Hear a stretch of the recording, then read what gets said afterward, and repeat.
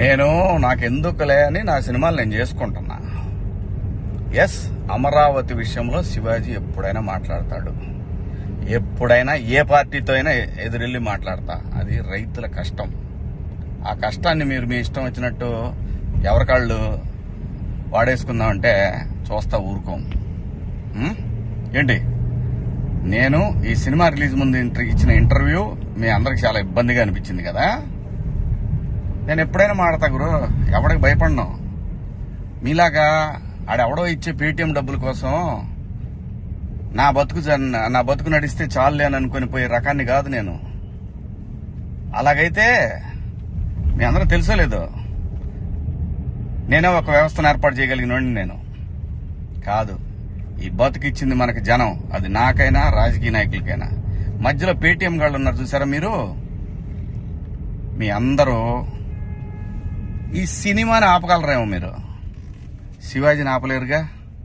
ఏంటి, సినిమాని ఎలా ఆపగలరు మీరు? మొత్తానికి ట్వీట్లు వేసి ఇన్స్టాలో మీ ఇష్టం వచ్చినట్టు రెచ్చిపోయి సినిమాకి కొంతమంది ఇక్కడ రెగ్యులర్ గా రివ్యూలు ఇచ్చే వాళ్ళతోటి రాపిచ్చేసి కింద కామెంట్లు పెట్టిచ్చేసి, ఒకడైతే వాడికి ఒక 100K సబ్స్క్రైబర్స్ ఉంటాడు. సినిమా రిలీజ్ కూడా కాల. ఆశ్చర్యపోయాను నేను, ఏంటి ఏదో తేడా కొడుతుంది అనుకున్నా. అయినా నేను కంప్లైంట్ ఇద్దాం అనుకున్నా. అయినా వద్దు పిల్లనాయాళ్ళు బాధపడటం.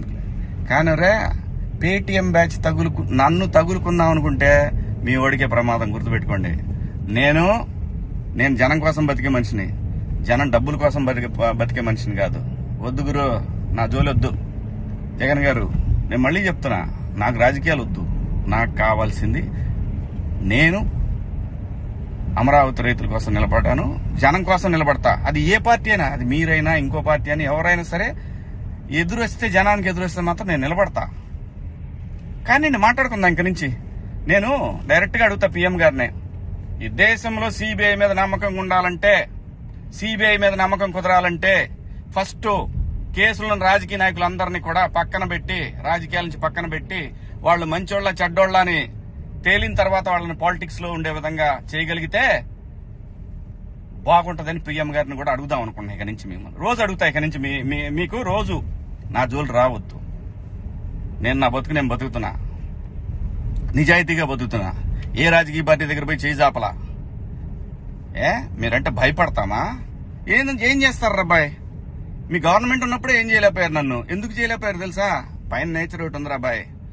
రప్ప ఇవన్నీ బాగుంటాయి వీడియోల్లోనూ వాటిలో చూసుకోవటానికిను ఎగేసుకొని మనం భుజాన రేపేదో జరుగుద్దని ఊహించుకుంటే. మనందరికంటే ప్రకృతి గొప్పది అబ్బాయి, గుర్తుపెట్టుకోండి.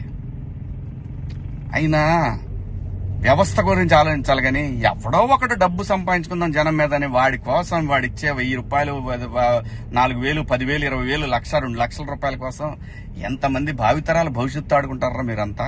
బుద్ధుందంటారా మీకేమన్నా? మనందరం ఏమి లేకుండా ఇంత దూరం వచ్చాం కదా. మాట్లాడుకున్నారా బాయ్? రేపు నుంచి మాట్లాడదాం మీ నాయకుడి గురించి, మీ పేటీఎం బ్యాచ్ గురించి. ఇంకా ఉన్నారు, తీస్తా. ఇప్పుడు దాకా సైలెంట్ గా ఉన్నా నేను. మీరు నా బతుకు దాకా వచ్చారు చూసారా? ఒక్కొక్కటి చూద్దాం, మాట్లాడుకున్నారా?